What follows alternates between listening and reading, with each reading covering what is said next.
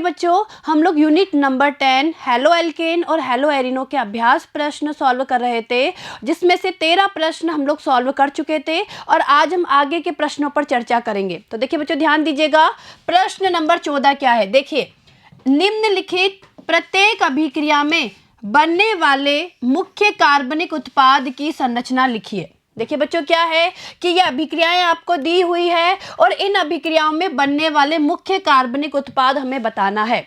तो देखिए बच्चों ये अभिक्रियाएं हैं और हम एक एक करके इन अभिक्रियाओं को समझने की कोशिश करेंगे। देखिए ध्यान दीजिएगा, देखिए बच्चों अगर पहली अभिक्रिया की हम लोग बात करें तो पहली अभिक्रिया में अगर आप ध्यान से देखेंगे तो ये कोई एल्किल हैलाइड है, ये कोई एल्किल हैलाइड है और एल्किल हैलाइड की अभिक्रिया एसीटोन में बने NaI के विलयन के साथ करवाई जा रही है। ठीक है, यानी कहने का मतलब है इस एल्किल हैलाइड को एसीटोन में बने NaI के विलयन की उपस्थिति में इसे क्या कर रहे हैं, गर्म कर रहे हैं, ऊष्मा दी जा रही है, इसको गर्म किया जा रहा है।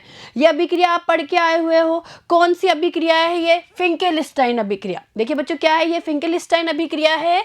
इस अभिक्रिया में क्या होगा, Cl हट जाएगा और Cl की जगह आयोडीन आके क्या हो जाएगी, जुड़ जाएगी। ठीक है, यानी देखिए ये उत्पाद बनेगा इसमें CH3 CH2 CH2I, ये उत्पाद बनेगा। देखिए बच्चों ध्यान दीजिएगा, CH3 CH2 CH2 Cl, तो Cl की जगह I आके जुड़ गया और ये NaCl क्या हो गया, बाहर निकल गया। क्लियर है, और ये अभिक्रिया आप लोगों ने पढ़ी है, फिंकेलस्टाइन अभिक्रिया। ठीक है, तो देख लीजिए एक बार, देखिए बच्चों अभिक्रिया को इस तरीके से इसे हम सॉल्व करेंगे। देखिए CH3 CH2 CH2 Cl plus NaI और एसीटोन और ऊष्मा। ठीक है, तो देखिए क्या बना, हमारा ये उत्पाद बना और NaCl क्या हो गया, बाहर निकल गया। तो देखिए बच्चों इन अभिक्रियाओं में हमें मुख्य कार्बनिक उत्पाद ही बताना है। ठीक है, तो देखिए ये अभिक्रिया समझ में आई आपको किस तरीके से हुई। अब दूसरी अभिक्रिया देखिए, दूसरी अभिक्रिया देखिए इन दोनों के बीच में है और ये जो अभिक्रिया हो रही है ये एथेनॉल की उपस्थिति में जो KOH है, यानी हम ये कह सकते हैं कि अल्कोहलिक KOH की उपस्थिति में इसकी अभिक्रिया हो रही है। तो क्या होगा, यहाँ पे V हाइड्रोहेलोजनीकरण होगा। तो देखिए बच्चों ये जो अभिक्रिया है इसमें जो उत्पाद का निर्माण होगा वो V हाइड्रोहेलोजनीकरण के द्वारा होगा। ठीक है, तो एक बार मैं आपको यहाँ पे ये समझा देती हूँ, फिर हम इनके आंसर देखेंगे कि क्या कार्बनिक उत्पाद यहाँ पे बनेगा। ठीक है, मैं यहाँ बता देती हूँ कि किस तरीके से आप इसे सॉल्व करेंगे या यहाँ पे किस प्रकार की अभिक्रिया होगी। ठीक है, तो पहला मैं आपको बता ही चुकी हूँ कि भाई ये फिंकेलस्टाइन अभिक्रिया है।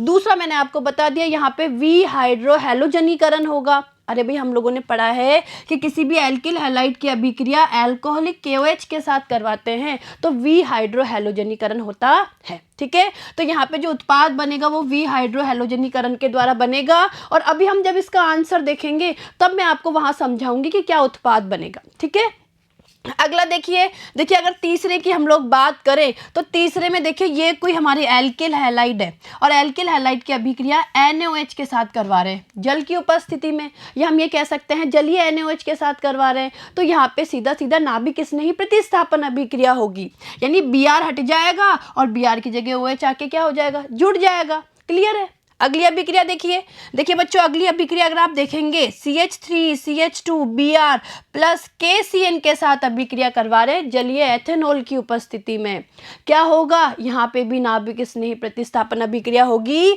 Br हट जाएगा और Br की जगह ये CN आके क्या हो जाएगा, जुड़ जाएगा। ठीक है, तो एल्किल साइनाइड का निर्माण होगा। चले आगे, अगली अभिक्रिया देखिए बच्चों पांचवी, देखिए बच्चों पांचवी अभिक्रिया में क्या है, कोई एल्किल हैलाइड है, ये कोई एल्किल हैलाइड है और एल्किल हैलाइड की अभिक्रिया सोडियम एल्कोक्साइड के साथ करवा रहे हैं और ये कौन सा सोडियम एल्कोक्साइड, देखिए सोडियम फिनोक्साइड, क्या बोल सकते हैं इसको, सोडियम फिनोक्साइड के साथ करवा रहे हैं। तो देखिए बच्चों इस अभिक्रिया को कहा जाता है विलियमसन ईथर संश्लेषण। देखिए बच्चों जो हम 5वें नंबर की अभिक्रिया की बात कर रहे हैं ये विलियमसन ईथर संश्लेषण अभिक्रिया है। इसमें Na और Cl तो बाहर निकल जाता है और C6H5O C2H5 यानी ईथर का निर्माण होता है। ठीक है, तो अभी मैं आपको जब हम इसका आंसर देखेंगे तब मैं बताऊंगी कि क्या उत्पाद बनता है। क्लियर है, यहाँ पे समझ लीजिए क्या क्या बनेगा, कौन सी अभिक्रिया होगी। आगे देखिए, इस अभिक्रिया को ध्यान से देखिए। यह अभिक्रिया आप लोगों ने पढ़ी है कि अल्कोहल की अभिक्रिया जब SOCl2 यानी थायोनील क्लोराइड के साथ करवाई जाती है तो क्या होता है, अल्कोहल के जो OH समूह है उसकी जगह Cl आ जाता है, यानी एल्किल हैलाइड का क्या होता है, निर्माण। और यह अभिक्रिया आप लोगों ने पढ़ी है बहुत अच्छे से, डार्जेंस अभिक्रिया पढ़ी है ना, मैंने आपको बताई थी, इसे डार्जेंस अभिक्रिया कहा जाता है। आगे देखिए, देखिए बच्चों 7वीं अभिक्रिया देखिए, यहाँ पे ये कोई एल्कीन है, ये कोई एल्कीन है और एल्कीन के साथ अभिक्रिया करवाई जा रही है HBr की, ठीक है, किसकी उपस्थिति में, परोक्साइड की उपस्थिति में। तो देखिए बच्चों मैंने आपको पहले भी समझाया हुआ है कि जब परोक्साइड की उपस्थिति में HBr की अभिक्रिया किसी असममित एल्कीन के साथ करवाते हैं तो यहाँ पे जो योग होगा इस कार्बन कार्बन डबल बॉन्ड पर, जो HBr का योग होगा वो एंटी मार्कोनिकॉफ नियम के अनुसार होगा। तो देखिए बच्चों यहाँ पे जो एडिशन रिएक्शन होगी, जो योगात्मक अभिक्रिया होगी वो एंटी मार्कोनिकॉफ नियम के अनुसार होगी। कहने का मतलब है यहाँ तो जुड़ेगा Br और यहाँ जुड़ेगा H, ठीक है, आया समझ में। आगे देखिए 8वीं अभिक्रिया देखिए, यहाँ पे भी आपको कोई एल्कीन दी हुई है और एल्कीन की अभिक्रिया HBr के साथ करवा रहे हैं, ठीक है, यहाँ पे कोई परोक्साइड वगैरह उपस्थित नहीं है। तो देखिए जब इसकी अभिक्रिया HBr से करवाओगे तो सीधा सीधा जो प्रोडक्ट बनेगा वो मार्कोनिकॉफ नियम के अनुसार बनेगा, यानी यहाँ पे जो उत्पाद का निर्माण होगा वो मार्कोनिकॉफ नियम के अनुसार होगा। क्लियर है, तो आपको समझ में आ गया क्या क्या कार्बनिक उत्पाद यहाँ बनेंगे और ये कौन कौन सी अभिक्रियाएं हैं। तो चलिए एक बार हम इनके आंसर को देख लेते हैं। देखिए बच्चों, देखिए पहला मैंने आपको समझा दिया है और मैं आपको वापस समझा रही हूँ। देखिए ये कोई एल्किल हैलाइड है और एल्किल हैलाइड की अभिक्रिया NaI के साथ, एसीटोन में बने NaI के विलयन के साथ करवाई जा रही है। और देखिए क्या होगा, क्लोरीन हट जाएगी और क्लोरीन की जगह आयोडीन आके जुड़ जाएगी, ये जुड़ गई। इसे कहा जाता है फिंकेलस्टाइन अभिक्रिया। क्या है ये, फिंकेलस्टाइन अभिक्रिया। ये एक प्रकार की, देखिए बच्चों ये एक प्रकार की हैलोजन विनिमय अभिक्रिया है। कौन सी अभिक्रिया है ये, एक प्रकार की हैलोजन विनिमय। भाई यहाँ पे हैलोजन का विनिमय हो रहा है, ठीक है।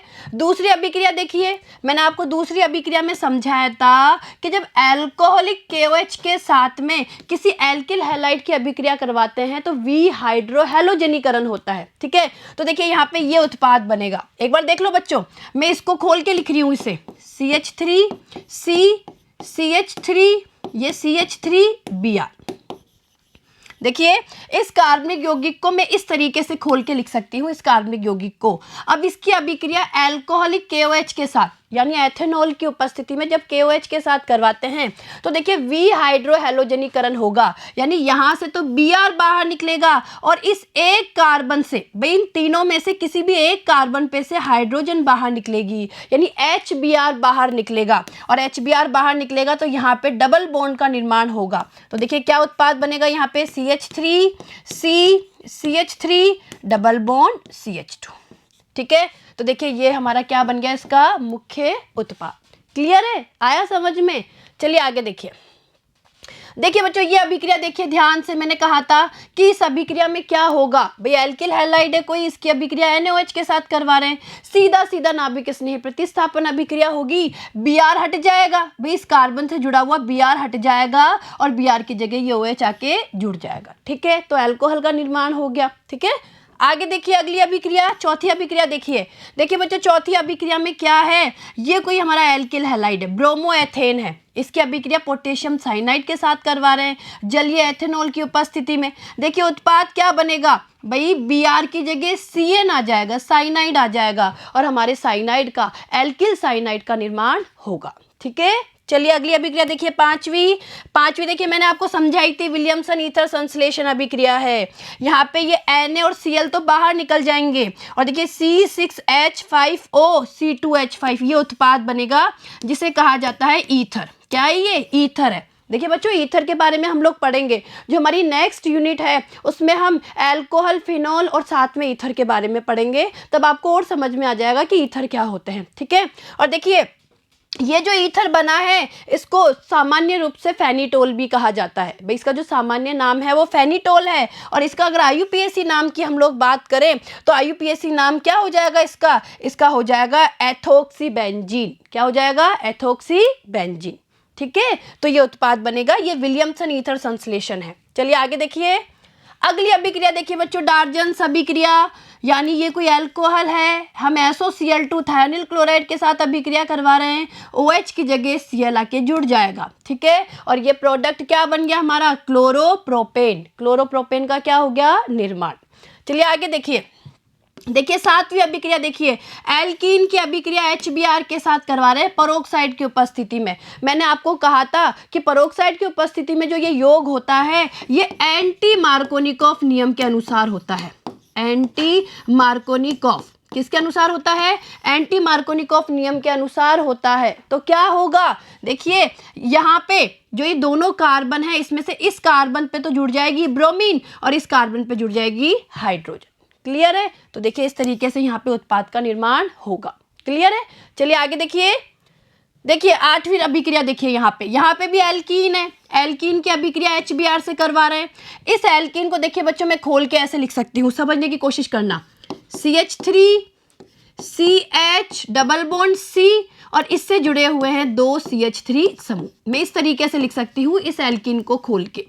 इसकी अभिक्रिया करवाई जा रही है HBr के साथ में, ठीक है, केवल HBr के साथ में, यहाँ पे कोई परोक्साइड वगैरह उपस्थित नहीं है। तो आप लोगों को पता है कि जो उत्पाद का निर्माण होगा वो मार्कोनिकॉफ नियम के अनुसार होगा, यानी यहाँ पे तो जुड़ेगी हाइड्रोजन और यहाँ पे जुड़ेगी Br, ठीक है, और ये देखिए ये हमारे मुख्य उत्पाद का निर्माण होगा मार्कोनिकॉफ नियम के अनुसार।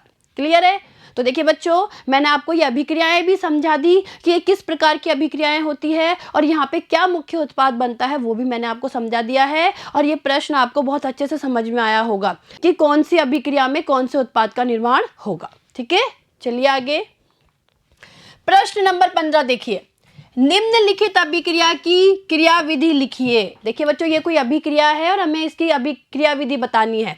तो देखिए अभिक्रिया की क्रियाविधि बतानी है तो NBuBr, देखिए बच्चों इसका मतलब है एन ब्यूटिल ब्रोमाइड, ठीक है, एन ब्यूटिल ब्रोमाइड की अभिक्रिया KCN के साथ करवा रहे हैं पोटेशियम साइनाइड के साथ एथेनॉल और H2O की उपस्थिति में। तो देखिए क्या बनेगा, हमारा साइनाइड बनेगा। ठीक है, कहने का मतलब है कि जो Br समूह है, Br समूह का प्रतिस्थापन हो जाएगा इसमें से एन ब्यूटिल ब्रोमाइड में से और Br की जगह ये साइनाइड समूह आ जाएगा। ठीक है, और ये हमारा क्या बनेगा, उत्पाद का निर्माण होगा। अब देखिए बच्चों समझने की कोशिश करना कि यह अभिक्रिया किस क्रियाविधि के द्वारा संपन्न हो रही है। देखिए यह एक नाभिक स्नेही प्रतिस्थापन अभिक्रिया है। ठीक है, ये तो आपको समझ में आ ही गया देखते ही कि यहाँ पे नाभिक स्नेही प्रतिस्थापन हो रहा है, Br का प्रतिस्थापन हो रहा है, Br की जगह CN साइनाइड समूह आके जुड़ रहा है। क्लियर है, आगे देखिए NBuBr यानी एन ब्यूटिल ब्रोमाइड प्राथमिक एल्किल हैलाइड है। भाई आप लोगों को पता है ये क्या है, प्राथमिक एल्किल हैलाइड है और अतः यह अभिक्रिया SN2 क्रियाविधि से होगी। देखिए बच्चों हम लोग SN1 और SN2 के लिए हम लोग पढ़ के आए हुए हैं कि अगर SN2 क्रियाविधि की बात करें तो जो प्राथमिक एल्किल हैलाइड होते हैं उनकी क्रियाशीलता SN2 अभिक्रिया देने की ज़्यादा होती है। ठीक है, तो अगर एन ब्यूटिल ब्रोमाइड की हम लोग बात करें तो ये क्या है, एक प्राथमिक एल्किल हैलाइड है, अतः ये क्या देगा, SN2 अभिक्रिया देगा। ठीक है, तो ये SN2 क्रियाविधि से संपन्न होगी तथा यह एक ही पद में यानी यह एक पद में ही संपन्न होती है एवं इसमें संक्रमण अवस्था का निर्माण होता है। हम सबको पता है कि SN2 अभिक्रिया में पश्चाक्रमण होता है और एक संक्रमण अवस्था बनती है। ठीक है, चलें आगे। अब देखिए समझने की कोशिश करिए बच्चों, देखिए एन ब्यूटिल ब्रोमाइड, देखिए एन ब्यूटिल ब्रोमाइड बच्चों ये होता है CH3 CH2 CH2 CH2Br, ये एन ब्यूटिल ब्रोमाइड है। मैं इस एन ब्यूटिल ब्रोमाइड को इस तरीके से भी तो लिख सकती हूँ CH2Br और इस पूरे समूह को मैं एक साथ ऐसे लिख सकती हूँ C3H7। ठीक है, मैं इस तरीके से इसको लिख सकती हूँ। ठीक है, इस पूरे यौगिक को मैं इस तरीके से भी लिख सकती हूँ। तो देखिए बच्चों ये कार्बन है, ये कार्बन है, इस कार्बन से 2 हाइड्रोजन जुड़े हुए हैं, एक जुड़ा हुआ है Br और एक जुड़ा हुआ है ये पूरा समूह। देखिए ये कार्बन है, कार्बन से 2 हाइड्रोजन, 1 Br और एक ये पूरा समूह C3H7 जुड़ा हुआ है। क्लियर है? ये हमारा क्या हो गया, एन ब्यूटिल ब्रोमाइड हो गया। अब देखिए इस पे साइनाइड जो Cn- है, देखिए बच्चों हम लोगों को पता है कि KCN पोटेशियम साइनाइड क्या है, एक आयनिक यौगिक है। ये टूटता है K तो प्लस का और Cn- का। ठीक है, तो देखिए यहाँ पे जो ये साइनाइड आयन है ये यहाँ पे नाभिक स्नेही की तरह व्यवहार करता है और क्या होगा, ये एन ब्यूटिल ब्रोमाइड पे पश्च आक्रमण करेगा। देखिए पीछे से आक्रमण कर रहा है, ये पीछे से इसका आक्रमण हो रहा है आक्रमण, और ये हमारी संक्रमण अवस्था का निर्माण हो गया, हम लोगों को पता है। और अब संक्रमण अवस्था के निर्माण के बाद ये ब्रोमाइड आयन अलग हो जाएगा और क्या बन गया, एन ब्यूटिल साइनाइड का क्या हो गया, निर्माण हो गया। क्लियर है? यानी कुल मिला के हमने क्या देखा कि ये जो अभिक्रिया संपन्न होगी ये SN2 क्रियाविधि के द्वारा संपन्न होगी और इसमें एक संक्रमण अवस्था का क्या होता है, निर्माण होता है। क्लियर है? आया समझ में आप लोगों को? चलिए आगे बढ़ते हैं। देखिए प्रश्न नंबर 16 देखिए बच्चों ध्यान से, SN2 प्रतिस्थापन के प्रति अभिक्रियाशीलता के आधार पर इन यौगिकों के समूहों को क्रमबद्ध कीजिए। देखिए बच्चों हमें इन्हें क्रमबद्ध करना है, सीक्वेंस में लिखना है, किसके आधार पे, SN2 प्रतिस्थापन अभिक्रिया के आधार पे। तो देखिए बच्चों SN2 क्रियाविधि हम लोग सब पढ़ के आए हुए हैं कि SN2 क्रियाविधि में संक्रमण अवस्था का निर्माण होता है। साथ ही साथ हम लोगों ने पढ़ा है कि जो प्राथमिक एल्किल हैलाइड होते हैं उनकी SN2 अभिक्रिया देने की प्रवृत्ति सबसे ज़्यादा होती है, फिर द्वितीयक एल्किल हैलाइड की और फिर तृतीयक एल्किल हैलाइड की। तो सबसे पहले SN2 क्रियाविधि को देखते वक्त हमें ये देखना है कि जो हमारा कार्बन है, यानी जिस कार्बन से हैलोजन जुड़ा हुआ है वो कार्बन कैसा है, प्राथमिक है, द्वितीयक है या तृतीयक है। ठीक है, और अगर मान लीजिए अलग अलग यौगिकों में समान प्रकार के कार्बन है, ठीक है, तो हम क्या करेंगे, तब हम वहाँ पे त्रिविम विन्यासी बाधा को देखते हैं कि क्या अणु में कोई त्रिविम विन्यासी बाधा है या नहीं। अगर किसी भी अणु में त्रिविम विन्यासी बाधा उपलब्ध होती है, या ये कह सकते हैं कि किसी भी अणु में जिस कार्बन से हैलोजन जुड़ा हुआ है उस कार्बन से अगर कोई बड़े समूह भी जुड़े हुए हैं तो वहाँ पे त्रिविम विन्यासी बाधा होती है, और त्रिविम विन्यासी बाधा होने पर जो SN2 अभिक्रिया होती है वो आसानी से नहीं हो पाती है क्योंकि नाभिक स्नेही पश्च आक्रमण नहीं कर पाता है। क्लियर है? तो देखिए एक बार हम लोग देख लेते हैं यहाँ पे कि किन किन यौगिकों को क्रमबद्ध करना है। तो देखिए पहला देखिए 2 ब्रोमो 2 मेथिल ब्यूटेन, देखिए एक तो है 2 ब्रोमो 2 मेथिल ब्यूटेन, दूसरा है 1 ब्रोमो पेंटेन और एक है 2 ब्रोमो पेंटेन। ठीक है, देखिए बच्चों ये तीन है, ये तीन यौगिक है इस एक नंबर के प्रश्न में। इसमें एक ये वाला यौगिक है, दूसरा ये यौगिक है 1 ब्रोमो पेंटेन और तीसरा है 2 ब्रोमो पेंटेन। ठीक है, इन तीनों में हमें ये बताना है कि SN2 के लिए किसकी क्रियाविधि ज्यादा होगी, या ये कह सकते हैं कि किसकी अभिक्रियाशीलता SN2 अभिक्रिया के लिए ज्यादा होगी। ठीक है, तो देखिए सबसे पहले मैं इनकी संरचना बना के आपको समझाऊंगी, ध्यान दीजिएगा बच्चों। सबसे पहले मैं बना रही हूं 2 ब्रोमो 2 मेथिल ब्यूटेन। देखिए 2 bromo 2 methyl 2 bromo 2 methyl butane. देखिए बच्चों ये हो गया हमारा 2 ब्रोमो 2 मेथिल ब्यूटेन हो गया। अगला है 1 ब्रोमो पेंटेन, 1 ब्रोमो लीजिए भाई 1 ब्रोमो पेंटेन,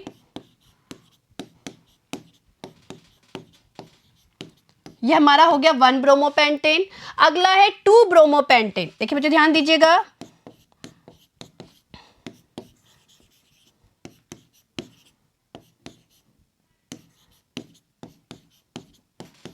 देखिए बच्चों ये मैंने तीनों यौगिक बना दिए।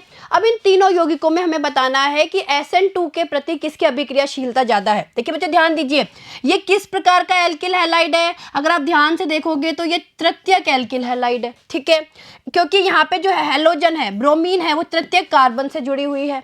अब हम इसकी बात करें तो देखिए बच्चों ध्यान दीजिए ये कैसा है। देखिए अगर हम इसकी बात करें तो ये कैसा एल्किल हैलाइड है, ये प्राथमिक एल्किल हैलाइड है, और इसकी हम लोग बात करें तो ये क्या है, द्वितीयक एल्किल हैलाइड है। ठीक है, अभी मैंने आपको बताया कि SN2 अभिक्रिया के लिए अभिक्रियाशीलता का क्रम ये होता है, सबसे ज्यादा क्रियाशीलता 1 डिग्री एल्किल हैलाइड की, फिर 2 डिग्री की, फिर 3 डिग्री की। तो देखिए बच्चों यहाँ पे सबसे ज्यादा क्रियाशीलता इसकी होगी 1 डिग्री वाले की, यानी इस वाले की। देखिए यानी ये वाला अणु, इस अणु की क्रियाशीलता सबसे ज्यादा होगी 1 नंबर पे।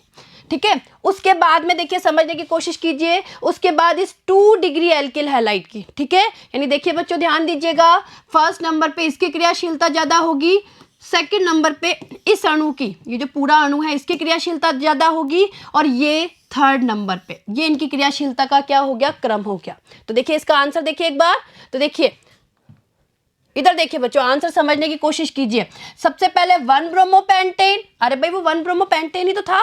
देखिए ध्यान दीजिए, ये क्या था आपका 1 ब्रोमोपेंटेन, देखिए 1 ब्रोमोपेंटेन है, यानी सबसे ज्यादा 1 ब्रोमोपेंटेन की, फिर देखिए फिर 2 ब्रोमोपेंटेन की, और फिर 2 ब्रोमो 2 मेथिल ब्यूटेन की, ठीक है। तो ये इसका क्या हो गया, आंसर हो गया, ठीक है। तो आगे और देखिए दूसरा देखिए देखिए 1 bromo 3 methyl butane, 2 bromo 2 methyl butane, 2 bromo 3 methyl butane, ठीक है। मैं इन तीनों की संरचना बनाऊंगी। पहला है 1 ब्रोमो 3 मेथिल ब्यूटेन, देखिए बच्चों ध्यान दीजिएगा, 1 ब्रोमो 3 मेथिल ब्यूटेन, ठीक है, ये बन गया। दूसरा है 2 bromo 2 methyl butane, 2 bromo 2 methyl butane, ये हो गया 2 ब्रोमो 2 मेथिल ब्यूटेन। और तीसरा है 2 ब्रोमो 3 मेथिल ब्यूटेन, देखिए बच्चों ध्यान दीजिएगा, 2 ब्रोमो 3 मेथिल ब्यूटेन,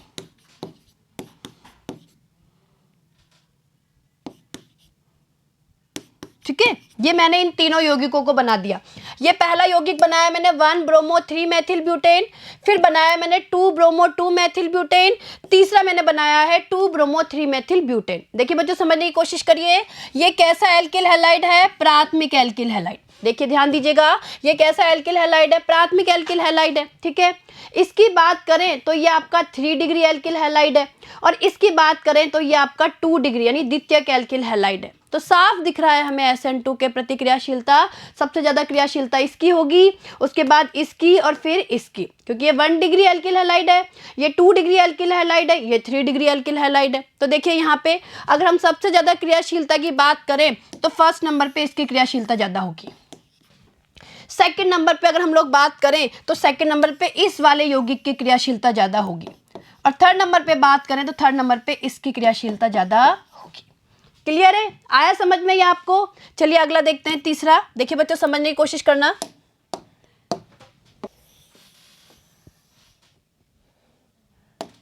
अब देखिए तीसरा, देखिए बच्चों 1 ब्रोमो ब्यूटेन, देखिए बच्चों ध्यान दीजिएगा,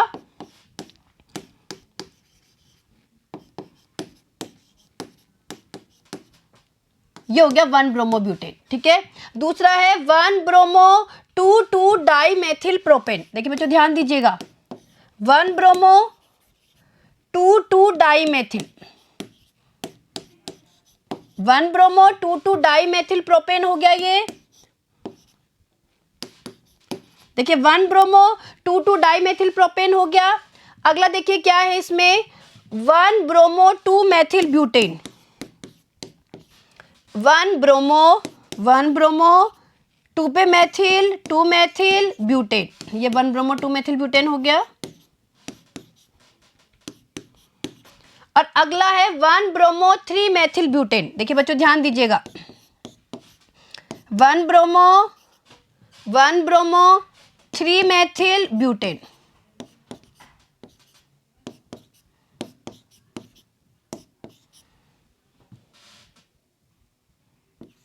लीजिए भाई बच्चों, मैंने देखिए चारों प्रकार के यौगिकों की यहाँ संरचना बना दी है। एक बार चेक कर लेना कि कार्बन की संयोजकता तो सब जगह पूरी हो रही है ना भाई, कार्बन की संयोजकता 4 होनी चाहिए, ठीक है, मैंने बना दिए। अब ध्यान से देखिए, अगर इसको देखोगे ये कैसा एल्किल हैलाइड है, प्राथमिक एल्किल हैलाइड। देखिए बच्चों ध्यान से समझने की कोशिश करना, ये कैसा एल्किल हैलाइड है, प्राथमिक एल्किल हैलाइड।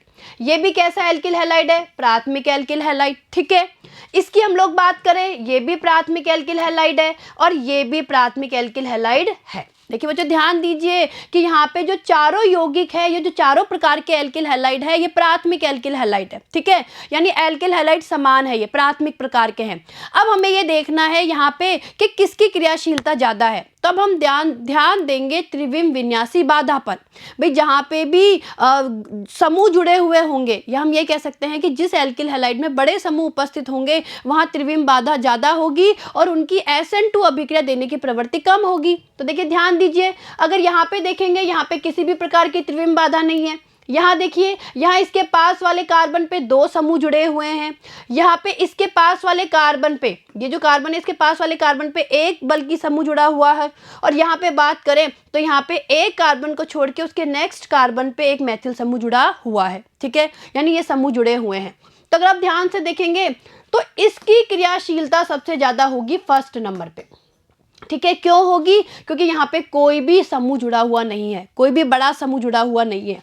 फिर हम लोग बात करें तो फिर देखिए बच्चों, इसकी क्रियाशीलता ज़्यादा होगी दूसरे नंबर पे। ठीक है, क्योंकि यहाँ पे जो समूह जुड़ा हुआ है वो दूर है थोड़ा।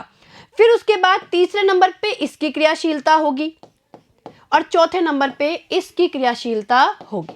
तो देखिए बच्चों, अगर हम लोग क्रम देखें, यहाँ पे ध्यान दीजिएगा कि सबसे ज़्यादा क्रियाशीलता किसकी है, तो इसकी क्रियाशीलता फर्स्ट नंबर पे होगी है। फिर हम लोग बात करें कि सेकंड नंबर पे किसकी क्रियाशीलता होगी, तो इस यौगिक की क्रियाशीलता होगी सेकंड नंबर पे। फिर हम लोग बात करें थर्ड नंबर पे किसकी क्रियाशीलता होगी, तो थर्ड नंबर पे इसकी इस 1 ब्रोमो 2 मेथिल ब्यूटेन की थर्ड नंबर पे इसकी क्रियाशीलता होगी, और जो बच गया यौगिक उसकी चौथे नंबर पे क्रियाशीलता होगी। ठीक है, तो देखिए बच्चों, अभी तो मैंने आपको ये समझाया है कि किस प्रकार से इनकी क्रियाशीलता का क्रम होगा। अब हम देख लेते हैं एक बार इसके आंसर को। ठीक है, और ये चीज़ आपको समझ में आई होगी। चलिए आंसर देखिए विभिन्न एल्किल हैलाइडों में SN2 अभिक्रिया के लिए क्रियाशीलता का क्रम निम्न प्रकार होता है: 1 डिग्री, 2 डिग्री, 3 डिग्री। ठीक है, समझाया हुआ है आपको। तथा जब एल्किल हैलाइड समान प्रकार के होते हैं तो वह एल्किल हैलाइड जिसमें हैलोजन युक्त कार्बन पर बड़ा समूह जुड़ा होता है तो वह त्रिविम विन्यासी बाधा उत्पन्न करता है, जिससे उसकी क्रियाशीलता कम हो जाती है, क्योंकि स्थूल यानी बड़ा समूह आक्रमणकारी नाभिक रागी के लिए अवरोध उत्पन्न करता है। ठीक है, चलिए आगे। तो देखिए, ये मैंने आपको समझा दिया था पहला। देखिए पहले का क्रम ये हो गया। दूसरे का देखिए, पहले 1 ब्रोमो 3 मेथिल ब्यूटेन, उसके बाद क्रियाशीलता होगी 2 ब्रोमो 3 मेथिल ब्यूटेन, और उसके बाद होगी 2 ब्रोमो 2 मेथिल ब्यूटेन। अरे भाई, मैंने आपको यही तो समझाया है। देखिए आप यहाँ पे देखिए, मैंने आपको यही समझाया दूसरे में। तीसरे में देखिए, तीसरे में मैंने आपको क्या बताया, पहले 1 ब्रोमो ब्यूटेन की, उसके बाद 1 ब्रोमो 3 मेथिल ब्यूटेन की, उसके बाद 1 ब्रोमो 2 मेथिल ब्यूटेन की, और फिर 1 ब्रोमो 2 डाई मेथिल प्रोपेन की। तो देखिए आंसर देखिए तीसरे का देखिए, यहाँ पे पहले 1 ब्रोमो ब्यूटेन, फिर 1 ब्रोमो 3 मेथिल ब्यूटेन, फिर 1 ब्रोमो 2 मेथिल ब्यूटेन की, और फिर 1 ब्रोमो 2 डाई मेथिल प्रोपेन की। ठीक है, तो ये इनकी अभिक्रियाशीलता का क्या हो गया, क्रम हो गया, और ये आपको बहुत अच्छे से समझ में आया होगा। ठीक है, चलें आगे अगले प्रश्न की ओर। चलिए देखिए प्रश्न नंबर 17। देखिए C6H5CH2Cl तथा C6H5CHCl C6H5 में से कौन सा यौगिक जलीय KOH से शीघ्रता से जल अपघटित होगा। देखिए बच्चों, ये हमें 2 यौगिक दिए हुए हैं और ये बताना है कि इन दोनों यौगिक में से कौन सा यौगिक है जो जलीय KOH से शीघ्रता से क्या होगा, जल अपघटित होगा। ठीक है, तो देखिए बच्चों, मैं पहले इन यौगिकों की संरचना बना रही हूँ। देखिए एक तो ये है C6H5CH2Cl। ठीक है, एक यौगिक ये है C6H5CH, ये फिर C6H5 और इससे जुड़ा हुआ है Cl। ठीक है, तो देखिए बच्चों, समझने की कोशिश करिए। सबसे पहली बात तो ये है कि ये जो दोनों यौगिक है ये जलीय KOH के साथ जो नाभिक स्नेही प्रतिस्थापन अभिक्रिया देंगे वो SN1 प्रकार की देंगे, और इसमें क्या होगा, कार्ब धनायन का या कार्ब कैटायन का निर्माण होगा। अब देखिए समझने की कोशिश कीजिए, इसमें जब ये SN1 अभिक्रिया देगा तो इससे देखिए ये कार्ब कैटायन बनेगा, ये वाला कार्ब कैटायन बनेगा। ठीक है, और जब इस यौगिक की हम लोग बात कर रहे हैं तो देखिए जब इसमें SN1 अभिक्रिया संपन्न होगी तो देखिए ये वाला कार्बोकैटायन देगा। देखिए, ठीक है, इससे ये वाला कार्बोकैटायन बनेगा।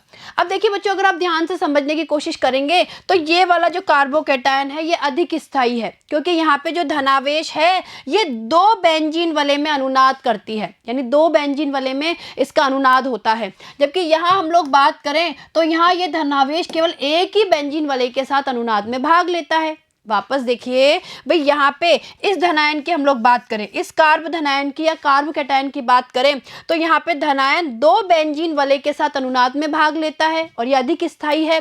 जबकि इसकी अगर हम लोग बात करें तो ये धनायन एक ही बेंजीन वलय के साथ में अनुनाद में भाग लेता है। ठीक है, तो इस हिसाब से अगर देखा जाए तो जो ये यौगिक है, जो ये वाला यौगिक है, यानी ये यौगिक है, ये जलीय KOH के साथ में शीघ्रता से क्या होगा, जल अपघटित होगा। ठीक है, तो देखिए इसका आंसर C6H5CH2Cl तथा C6H5CH इससे जुड़ा हुआ है Cl और ये C6H5। ठीक है, में से ये यौगिक, ठीक है, इसका जलीय KOH से शीघ्रता से जल अपघटन होगा। क्यों? देखिए, क्योंकि इसके जल अपघटन में बनने वाला मध्यवर्ती कार्ब धनायन अधिक स्थायी होता है, क्योंकि इसमें 2 बेंजीन वलय के कारण अनुनाद अधिक होगा। जबकि C6H5CH2Cl से बने कार्ब धनायन में केवल एक बेंजीन वलय ही अनुनाद में भाग लेती है। ठीक है, तो देखिए बच्चों, यहाँ पे ये एक तो ये बनेगा, ये वाला हमारा कार्बोकैटायन बनेगा जो अधिक अनुनाद करेगा और अधिक स्थायी होगा, और एक देखिए ये बनेगा जो कि कम अनुनाद करेगा और कम स्थायी होगा। ठीक है, और ये कारण मैं आपको बता ही चुकी हूँ भाई, इसमें धनायन 2 बेंजीन वलय के साथ अनुनाद में भाग लेता है और इसमें जो ये धनावेश है, जो ये धनायन है, धनावेश, ये एक बेंजीन वलय के साथ अनुनाद में भाग लेता है। क्लियर है? तो समझ में आया आपको? चलिए आगे बढ़ते हैं प्रश्न नंबर 18 पे। चलिए प्रश्न नंबर 18 देखिए, देखिए क्या है, ऑर्थो तथा मेटा समावयवियों की तुलना में पैरा डाइक्लोरोबेंजीन का गलनांक उच्च होता है, विवेचना कीजिए। देखिए बच्चों ध्यान दीजिएगा, ये मैंने आपको बहुत अच्छे से समझाया हुआ है। देखिए, पैरा डाइक्लोरोबेंजीन की सममित संरचना के कारण इसके क्रिस्टल जालक में अणुओं का संकुलन सघन होता है। देखिए बच्चों ध्यान दीजिएगा, भाई क्या होता है, जो पैरा डाइक्लोरोबेंजीन होती है उसकी सममित संरचना होती है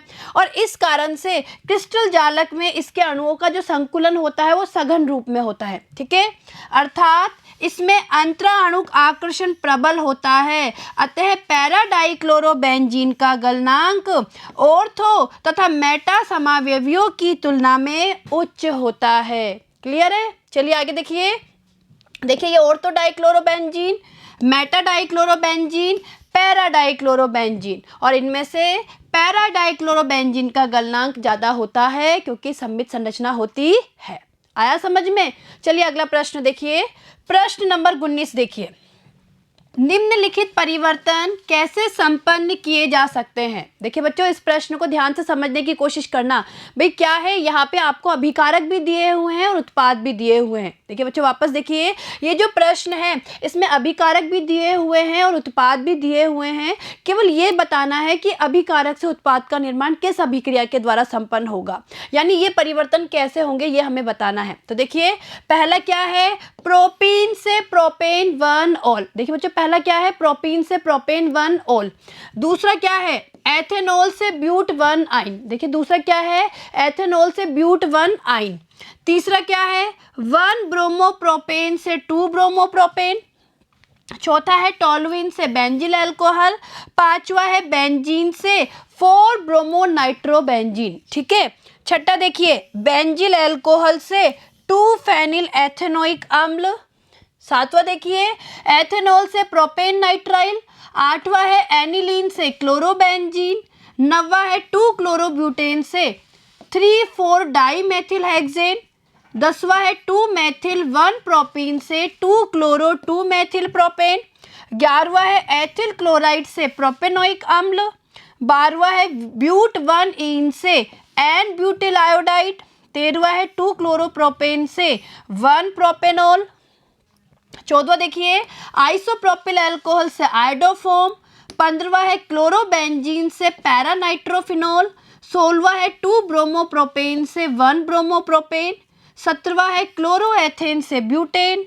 18वां है बेंजीन से डाईफेनिल।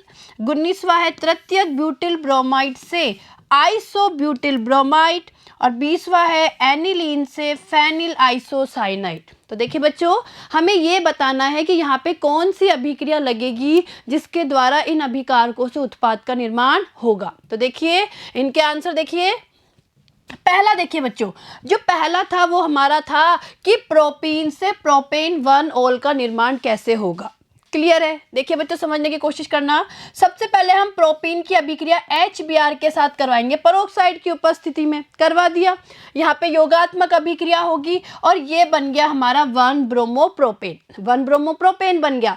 अब इस 1 ब्रोमोप्रोपेन की अभिक्रिया जब जलीय KOH के साथ करवाते हैं तो यहाँ पे नाभिक स्नेही प्रतिस्थापन अभिक्रिया होगी, Br हट जाएगा और Br की जगह OH समूह आके क्या हो जाएगा, जुड़ जाएगा। और देखिए क्या बन गया, प्रोपेन 1 ओल। ठीक है, यानी इस सीक्वेंस में अभिक्रिया होगी। पहले प्रोपेन की अभिक्रिया HBr के साथ पेरोक्साइड की उपस्थिति में करवाएंगे और बनने वाले उत्पाद की अभिक्रिया जलीय KOH के साथ में करवाएंगे। ठीक है, चलिए दूसरा देखिए। देखिए एथेनॉल से हमें बनाना है ब्यूट 1 आइन। ठीक है, एथेनॉल है, 2 कार्बन का होता है एथेनॉल और हमें बनाना है ब्यूट 1 आइन और ब्यूट 1 आइन में होते हैं 4 कार्बन। ठीक है, तो देखिए बच्चों यहाँ पे सबसे पहले एथेनॉल की अभिक्रिया PCl5 के साथ करवाएंगे तो OH की जगह Cl आ जाएगा और ये निर्माण हो गया हमारा क्लोरोएथेन का। ठीक है, और फिर इस क्लोरोएथेन की अभिक्रिया हम सोडियम एथोनाइट के साथ करवाएंगे। देखिए बच्चों, इस जो हमारा क्लोरोएथेन बनाए, देखिए इस क्लोरोएथेन की अभिक्रिया हम सोडियम एथाइनाइड के साथ करवाएंगे। ये सोडियम एथाइनाइड है और देखिए हमारा क्या बन गया, ब्यूट 1 आइन बन गया। भाई यहाँ से ये Na+ और Cl ये NaCl के रूप में बाहर निकल जाएगा और ये पूरा समूह ऐसे के ऐसे यहाँ पे आके जुड़ जाएगा। ठीक है, तो ये बन गया ब्यूट 1 आइन। क्लियर है? आगे देखिए तीसरा, हमें 1 ब्रोमोप्रोपेन से 2 ब्रोमोप्रोपेन बनाना है तो हम क्या करेंगे, सबसे पहले 1 प्रोपेन की अभिक्रिया अल्कोहलिक KOH के साथ में करवाएंगे। ठीक है, V हाइड्रोहेलोजनीकरण होगा और यहाँ पे देखिए क्या होगा, एल्कीन बन गई, प्रोपीन है, क्या है ये, प्रोपीन। और अब प्रोपीन की अभिक्रिया HBr से करवाएंगे तो देखिए मार्कोनिकॉफ नियम के अनुसार योग होगा, यहाँ H जुड़ेगा, यहाँ Br जुड़ेगा और ये बन गया 2 ब्रोमोप्रोपेन। क्या बन गया, 2 ब्रोमोप्रोपेन। क्लियर है? अगला देखिए 4 नंबर का क्या है, हमें टोलुइन से बनाना है बेंजील अल्कोहल। तो देखिए बच्चों, सबसे पहले टोलुइन की अभिक्रिया हम सूर्य के प्रकाश की उपस्थिति में क्लोरीन से करवाएंगे और ये बन गया हमारा बेंजील क्लोराइड। भाई यहाँ से एक H हट जाएगा, Cl आके जुड़ जाएगी। ठीक है, यानी क्लोरीनीकरण हो गया यहाँ पे। और जो ये हमारा ये बेंजील क्लोराइड बना है, देखिए जो बेंजील क्लोराइड है इसकी अभिक्रिया जलीय KOH के साथ करवाने पर बेंजील अल्कोहल का क्या हो जाएगा, निर्माण हो जाएगा। यहाँ Cl की जगह OH आके जुड़ जाएगा। ठीक है, चलिए आगे देखिए 5वां क्या है, हमें बेंजीन से बनाना है 4 ब्रोमोनाइट्रोबेंजीन। क्या करेंगे, सबसे पहले बेंजीन की अभिक्रिया Br2 ब्रोमीन के साथ करवाएंगे FeBr3 की उपस्थिति में। ठीक है, यहाँ पे देखिए ब्रोमोबेंजीन का निर्माण होगा। इस ब्रोमोबेंजीन की अभिक्रिया सांद्र HNO3 के साथ सांद्र H2SO4 की उपस्थिति में करवाएंगे तो नाइट्रीकरण हो जाएगा और क्या होगा, यहाँ पैरा पोजीशन पे नाइट्रो समूह जुड़ जाएगा और ये बन गया 4 ब्रोमोनाइट्रोबेंजीन। क्या बन गया, 4 ब्रोमोनाइट्रोबेंजीन। ठीक है, अगला देखिए बेंजील अल्कोहल है और हमें बनाना है 2 फेनिल एथेनोइक अम्ल। तो देखिए ध्यान दीजिए, बेंजील अल्कोहल की अभिक्रिया सबसे पहले पिरिडीन की उपस्थिति में SOCl2 के साथ करवाएंगे, डार्जन्स अभिक्रिया। लीजिए भाई, बेंजील क्लोराइड बन गया, बेंजील क्लोराइड की अभिक्रिया KCN से करवाएंगे तो यहाँ पे Cl का प्रतिस्थापन हो जाएगा और ये हमारा CN आ गया यहाँ पे। ठीक है, साइनाइड बन गया। और अब इसका हम करेंगे जल अपघटन, अम्ल की उपस्थिति में जब इसका जल अपघटन करेंगे तो देखिए जो CN है ये बदल जाएगा हमारा 2 फेनिल एथेनोइक अम्ल में। यानी जब साइनाइड का हम लोग जल की उपस्थिति में या अम्ल की उपस्थिति में जल अपघटन करते हैं तो हमारा देखिए अम्ल में परिवर्तित हो जाता है ये, तो ये बन गया 2 फेनिल एथेनोइक अम्ल। ठीक है, चलिए अगला देखिए, एथेनॉल से हमें बनाना है प्रोपेन नाइट्राइल। तो सबसे पहले एथेनॉल की अभिक्रिया PCl5 से करवाएंगे, ये बन गया CH3CH2Cl, क्लोरोएथेन बन गया। और क्लोरोएथेन की अभिक्रिया हम KCN से करवाएंगे, अल्कोहलिक KCN के साथ, तो प्रोपेन नाइट्राइल यानी Cl का प्रतिस्थापन हो जाएगा CN के द्वारा और ये हमारा प्रोपेन नाइट्राइल बन गया। ठीक है, तो देखिए कितने आसान परिवर्तन है। अगला देखिए 8वां देखिए, एनिलीन से हमें बनाना है क्लोरोबेंजीन। तो देखिए बच्चों, सबसे पहले एनिलीन को हम किस में बदलेंगे, डाइएजोनियम लवण में बदलेंगे। यानी एनिलीन की अभिक्रिया NaNO2 प्लस HCl के साथ करवाएंगे 273 से 278 केल्विन पे। ये हमारा क्या बन गया, एजोनियम लवण बन गया, डाइएजोनियम लवण। और इसकी अभिक्रिया Cu2Cl2 के साथ HCl की उपस्थिति में करवाने पर क्लोरोबेंजीन का क्या होता है, निर्माण होता है। ये सब अभिक्रियाएं हम पढ़ के आए हुए हैं बच्चों। देखिए अब अगला देखिए 9वां, 2 क्लोरोब्यूटेन से बनाना है 3,4 डाइमेथिल हेक्सेन। तो देखिए हम क्या करेंगे, जो 2 क्लोरोब्यूटेन है इसकी अभिक्रिया हम ईथर की उपस्थिति में सोडियम के साथ करवाएंगे, वुड्स अभिक्रिया। हम लोग पढ़ के आए ना वुड्स अभिक्रिया। और देखिए क्या होगा, हमारे इस तरीके से 3,4 डाइमेथिल हेक्सेन का क्या होगा, निर्माण होगा। ठीक है, आगे देखिए 2 मेथिल 1 प्रोपेन, यानी 2 मेथिल 1 प्रोपेन से हमें बनाना है 2 क्लोरो 2 मेथिल प्रोपेन। तो क्या होगा, सीधा सीधा इसकी अभिक्रिया करवा दो HCl के साथ। यहाँ पे योगात्मक अभिक्रिया होगी, यहाँ H जुड़ जाएगा और यहाँ पे क्या जुड़ जाएगा, Cl जुड़ जाएगा और ये बन गया 2 क्लोरो 2 मेथिल प्रोपेन। क्लियर है। चलिए अगला देखिए 11वें नंबर का देखिए, एथिल क्लोराइड से बनाना है प्रोपेनोइक अम्ल। तो देखिए बच्चों, एथिल क्लोराइड की अभिक्रिया सबसे पहले KCN के साथ करवाएंगे।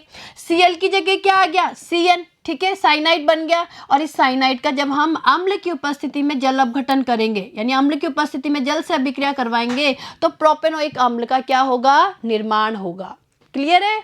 आगे देखिए ब्यूट-1-ईन से बनाना है एन ब्यूटिल आयोडाइड। तो देखिए बच्चों, ब्यूट-1-ईन की अभिक्रिया हम परोक्साइड की उपस्थिति में HBr से करवाएंगे। वही एंटी मार्कोनिकोफ नियमानुसार योग होगा, यहाँ Br जुड़ जाएगा, यहाँ H जुड़ जाएगा, ये बन गया 1 ब्रोमोब्यूटेन।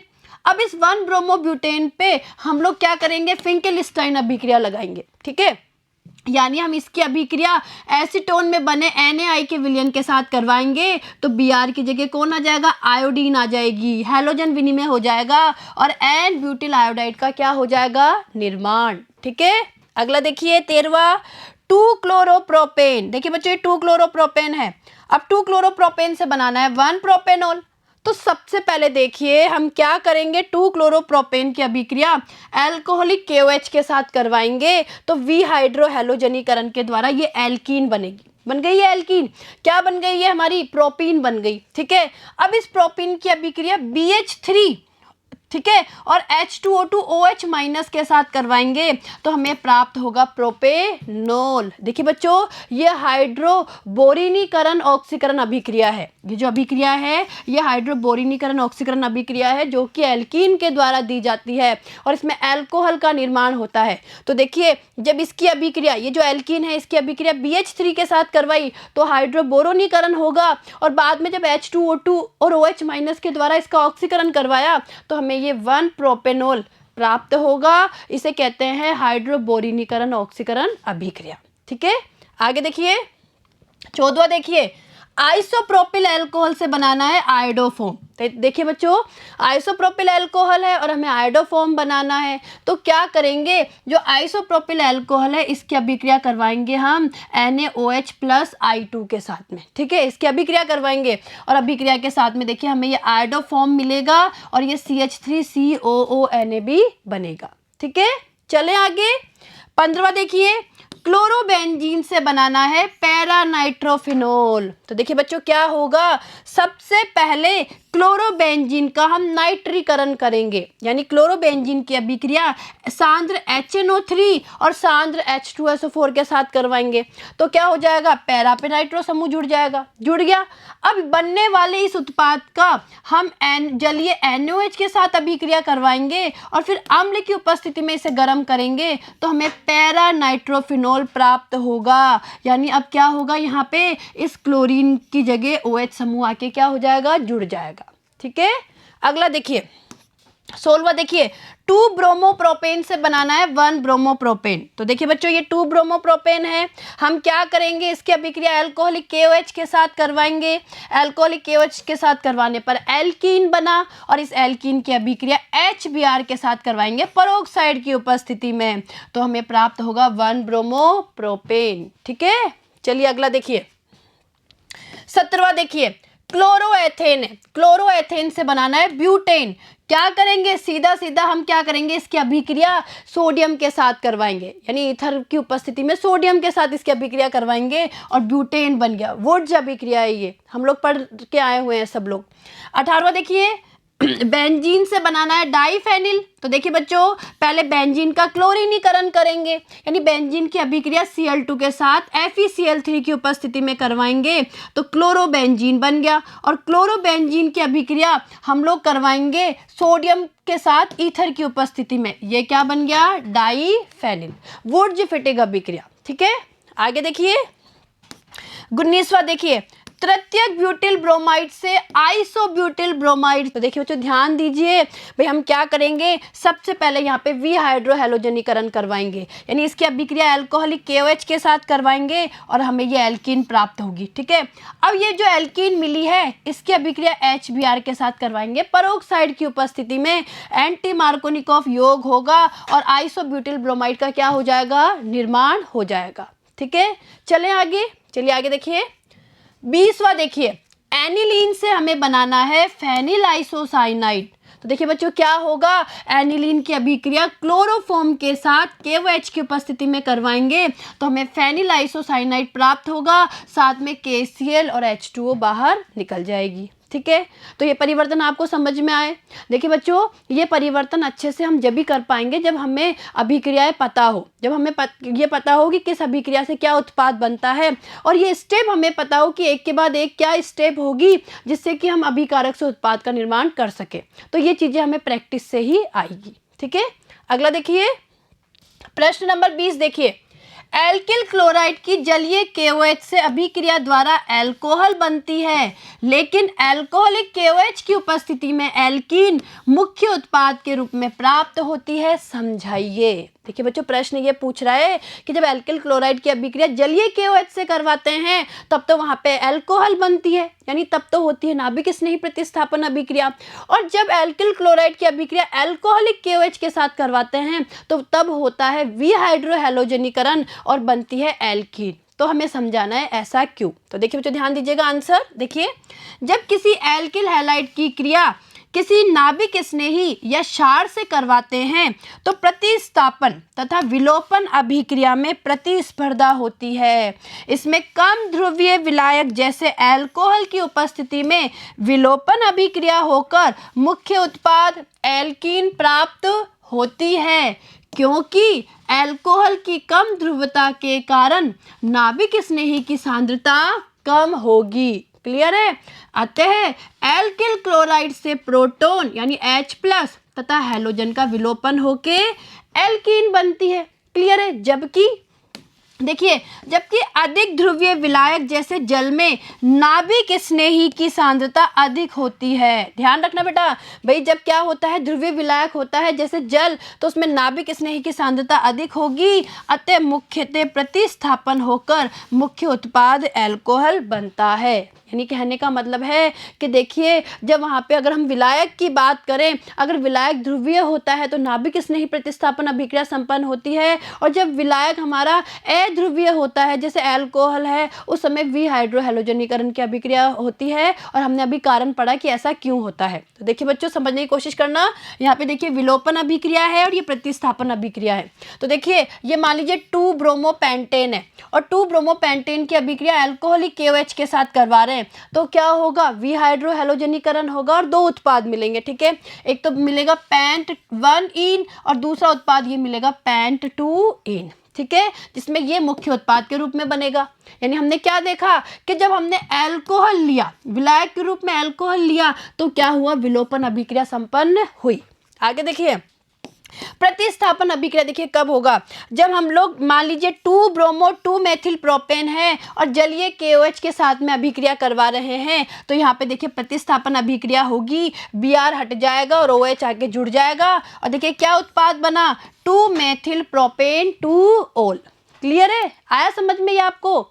चलिए अगला देखिए, प्रश्न नंबर 21 देखिए बच्चों, प्राथमिक एल्किल हैलाइड C4H9Br जिसको K माना है, एल्कोहलिक KOH में अभिक्रिया द्वारा यौगिक K देता है। यौगिक K HBr के साथ अभिक्रिया से यौगिक ग देता है जो कि यौगिक क का समावयवी है। देखिए बच्चों, यहाँ पे प्राथमिक एल्किल हैलाइड है C4H9Br, जिसे क माना है इन्होंने, ठीक है। इसकी अल्कोहलिक KOH से अभिक्रिया के द्वारा जो यौगिक बनता है वो ख है, ठीक है। और यौगिक ख HBr के साथ अभिक्रिया से यौगिक ग देता है जो कि यौगिक K का क्या है, इस यौगिक K का समावयवी है।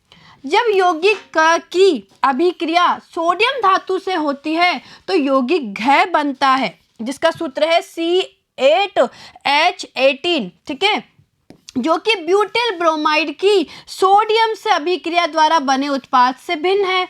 तो यौगिक के का संरचना सूत्र दीजिए तथा सभी अभिक्रियाओं के समीकरण दीजिए। तो देखिए बच्चों, समझने की कोशिश करना कि हमें प्राथमिक एल्किल हैलाइड का सूत्र दिया हुआ है C4H9Br, क्लियर है। तो देखिए क्या होगा इसका आंसर। देखिए बच्चों, देखिए अणुसूत्र C4H9Br से दो प्राथमिक एल्किल हैलाइड संभव है, यानी दो प्राथमिक एल्किल हैलाइड बन सकते हैं। एक तो ये प्राथमिक एल्किल हैलाइड बन सकता है इस सूत्र से, जिसे बोलते हैं एन ब्यूटिल ब्रोमाइड। एक तो क्या बन सकता है, एन ब्यूटिल ब्रोमाइड। दूसरा ये बन सकता है आइसोब्यूटिल ब्रोमाइड, ठीक है। यानी जो हमारा सूत्र है C4H9Br, इससे ये दो प्राथमिक एल्किल हैलाइड बन सकते हैं, क्लियर है। अब देखिए प्रश्नानुसार यौगिक क ब्यूटिल ब्रोमाइड नहीं है, अतः आइसोब्यूटिल ब्रोमाइड होगा। अरे भाई बच्चों, प्रश्न में देखिए, हमने प्रश्न में ये पढ़ा था कि जो यौगिक घ बनता है ना, मतलब इस दौरान जो यौगिक घ बनता है वो ब्यूटिल ब्रोमाइड की सोडियम की अभिक्रिया से बने उत्पाद से क्या है, अलग है। तो इसका मतलब ये हुआ कि जो हमारा ये क उत्पाद है ये ब्यूटिल ब्रोमाइड तो नहीं होगा, ठीक है। यानी अब ये क्या होगा, आइसोब्यूटिल ब्रोमाइड होगा। तो अब इसकी अभिक्रियाएं देखिए, देखिए अतः क, जो क यौगिक है वो ये होगा, ठीक है, मतलब कौन सा होगा, वो आइसोब्यूटिल ब्रोमाइड, यानी ये आइसोब्यूटिल ब्रोमाइड होगा। अब देखिए समीकरण देखिए, सबसे पहले इसकी अभिक्रिया आइसोब्यूटिल ब्रोमाइड की अभिक्रिया अल्कोहलिक KOH के साथ करवाते हैं विहाइड्रोहैलोजनीकरण के द्वारा, ये एल्कीन बन गई, जिसे ख नाम दे दिया इस प्रोडक्ट को, ख प्रोडक्ट बन गया और KBr और H2O बाहर निकल गया, ठीक है। अब जो ये ख प्रोडक्ट बना है, देखिए जो ये बना है प्रोडक्ट, इसकी अभिक्रिया HBr से करवाएंगे। मार्कोनिकोव नियम के अनुसार यहाँ पे योग होगा, यानी कहने का मतलब है यहाँ H जुड़ जाएगी, यहाँ Br जुड़ जाएगी, ठीक है। और ये बनने वाले उत्पाद को हमने ग नाम दे दिया, ठीक है। तो ये जो ग उत्पाद बना है, अगर आप ध्यान से देखेंगे, ये ग उत्पाद इस K का, जो K उत्पाद है इसका क्या है, समावयवी है। अरे भाई इसका सूत्र क्या है, C4H9Br, भाई इसका फॉर्मूला ये है ना।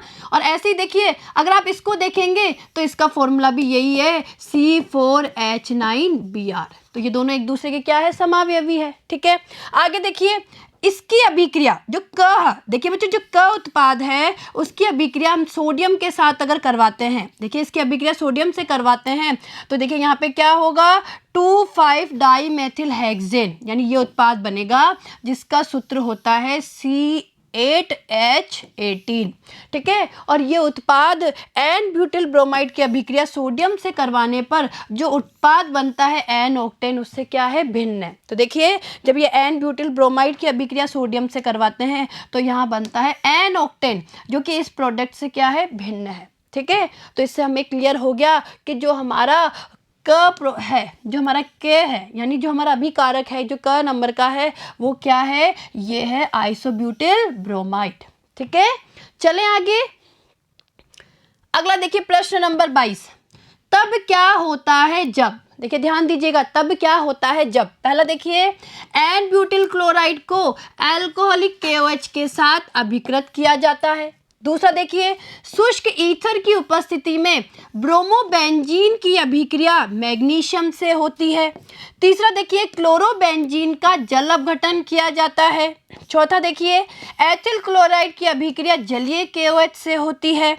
पांचवा देखिए शुष्क ईथर की उपस्थिति में मैथिल ब्रोमाइड की अभिक्रिया सोडियम से होती है। छठा देखिए मैथिल क्लोराइड की अभिक्रिया KCN से होती है। तो देखिए बच्चों, इनके लिए हमें अभिक्रिया लिखनी है। तो पहला देखिए, जब एन ब्यूटिल क्लोराइड की अभिक्रिया एल्कोहलिक KOH के साथ करवाएंगे वी हाइड्रोहैलोजनीकरण होगा। ठीक है, तो अभी हम देखेंगे इसकी क्या अभिक्रिया होगी। पहले समझ लिए यहाँ क्या प्रोसेस होगा। तो यहाँ पे वी हाइड्रोहैलोजनीकरण होगा। दूसरा देखिए, शुष्क ईथर की उपस्थिति में जब ब्रोमोबेंजीन की अभिक्रिया मैग्नीशियम से करवाएंगे तो देखिए बच्चों, यहाँ पे ग्रिग्नार अभिकर्मक का निर्माण होगा। ठीक है। तीसरा देखिए, क्लोरोबेंजीन का जब जल अपघटन किया जाता है तो क्या होगा, नाभिक स्नेही प्रतिस्थापन अभिक्रिया होगी। चौथा देखिए, तीसरा देख लिया बेटा आपने। तीसरा देखिए, क्लोरोबेंजीन का जब जल अपघटन किया जाता है तो देखिए बच्चों, जब क्लोरोबेंजीन का जल अपघटन किया जाता है तो नाभिक स्नेही प्रतिस्थापन अभिक्रिया होगी। चौथा देखिए, एथिल क्लोराइड की अभिक्रिया जलीय KOH से करवाएंगे तो देखिए बच्चों, यहाँ पे भी क्या होगी, नाभिक स्नेही प्रतिस्थापन अभिक्रिया। पांचवा देखिए, शुष्क ईथर की उपस्थिति में मेथिल ब्रोमाइड की अभिक्रिया सोडियम से करवाएंगे, यहाँ वुड्स अभिक्रिया संपन्न होगी। और छठा देखिए, मेथिल क्लोराइड की अभिक्रिया KCN से करवाएंगे, यहाँ पे भी नाभिक स्नेही प्रतिस्थापन अभिक्रिया संपन्न होगी। तो देखिए, समझने की कोशिश करिए।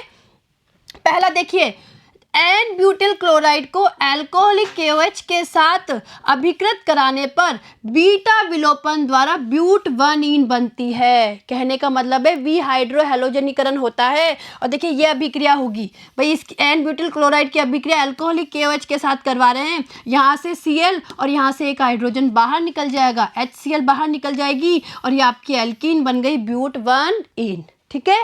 अगला देखिए, दूसरा देखिए, शुष्क ईथर की उपस्थिति में ब्रोमोबेंजीन की अभिक्रिया मैग्नीशियम से कराने पर फेनिल मैग्नीशियम ब्रोमाइड यानी ग्रिग्नार अभिकर्मक बनता है। तो देखिए बच्चों, ये क्या है, ब्रोमोबेंजीन मैग्नीशियम के साथ इसकी अभिक्रिया करवा रहे हैं शुष्क ईथर की उपस्थिति में, और ये फेनिल मैग्नीशियम ब्रोमाइड यानी ये ग्रिग्नार अभिकर्मक का क्या हो गया, निर्माण। ठीक है, चलिए आगे देखिए। तीसरा देखिए, क्लोरोबेंजीन के जल अपघटन से क्या होगा, फिनोल बनेगा। भाई, क्लोरोबेंजीन का जब जलीय NOH के साथ आपने जल अपघटन करवाया तो फिनोल का निर्माण होगा। ठीक है, Cl का प्रतिस्थापन हो गया OH के द्वारा। आगे देखिए, चौथी अभिक्रिया क्या है, एथिल क्लोराइड की अभिक्रिया जलीय KOH से होने पर नाभिक स्नेही प्रतिस्थापन अभिक्रिया द्वारा एथिल अल्कोहल बनता है। तो देखिए बच्चों, एथिल क्लोराइड है, जलीय KOH के साथ अभिक्रिया करवा रहे हैं तो Cl का प्रतिस्थापन हो जाएगा और OH आके जुड़ जाएगा, ये बन गया हमारा एथेनॉल। ठीक है, चलिए आगे देखिए। देखिए पांचवा देखिए, शुष्क ईथर की उपस्थिति में मेथिल ब्रोमाइड की क्रिया सोडियम से होने पर एथेन बनती है। देखिए बच्चों, वुड्स अभिक्रिया होगी, ये क्या है आपका मेथिल ब्रोमाइड है और शुष्क ईथर की उपस्थिति में सोडियम से अभिक्रिया करवा रहे हैं तो 2 मेथिल समूह जुड़ के ये क्या बन गया, एथेन बन गया और NaBr बाहर निकल गई। ठीक है। छठा देखिए, मेथिल क्लोराइड की KCN से अभिक्रिया होने पर मेथिल साइनाइड बनता है, यानी यहाँ पे नाभिक स्नेही प्रतिस्थापन अभिक्रिया संपन्न होती है। देखिए, मेथिल क्लोराइड है, KCN से अभिक्रिया करवा रहे हैं, Cl की जगह साइनाइड आके जुड़ गया और ये मेथिल साइनाइड का क्या हो गया, निर्माण हो गया। ठीक है। तो देखिए बच्चों, आज जो हम लोगों ने प्रश्न उत्तर किए हैं ये आपको बहुत अच्छे से समझ में आए होंगे। अभिक्रियाएं आपको समझ में आई होगी, किस तरीके से हम लोगों ने परिवर्तन किया यानी अभिकारक दिया हुआ है और किसी उत्पाद का निर्माण कैसे होता है, तो ये सब भी आपको बहुत अच्छे से समझ में आया होगा। तो देखिए, इसी के साथ हमारी ये यूनिट समाप्त हो गई है। अब आगे के आने वाले वीडियो में हम लोग यूनिट नंबर 11 एल्कोहल, फिनॉल और ईथर इनके बारे में पढ़ेंगे। ठीक है बच्चों, धन्यवाद।